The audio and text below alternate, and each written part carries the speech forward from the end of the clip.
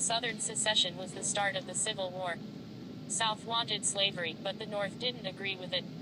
So Southern states wanted to withdraw from the rest of the states. Robert E. Lee was the general of the South and did anything to protect Virginia from losing slavery. On the other hand, Ulysses S. Grant was the general of the North who wanted to stop slavery. After the fight, the Emancipation Proclamation happened.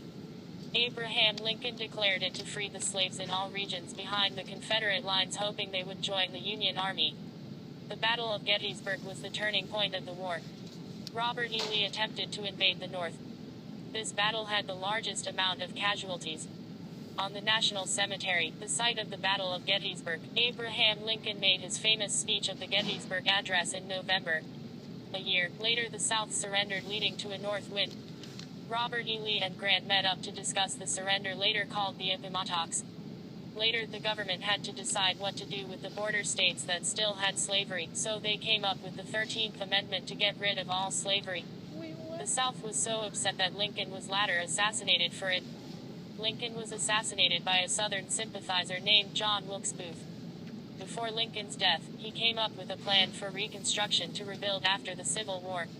Lincoln's assassination in April left Lincoln's successor, Andrew Johnson, to deal with the Reconstruction controversy. The Reconstruction included Freedmen's Bureau, which took abandoned lands and gave it to former black slaves and poor whites. Similar to Freedmen's Bureau was sharecropping, where farmers sold their land in return for the share of crops.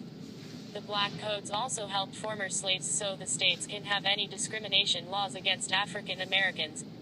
Around that time, Congress also has the 14th Amendment, which helped civil rights. A little later, after the 14th Amendment, radicals made the 15th Amendment, so that black males were allowed to vote. After these two amendments were passed, the KKK was created, that began violence against African Americans.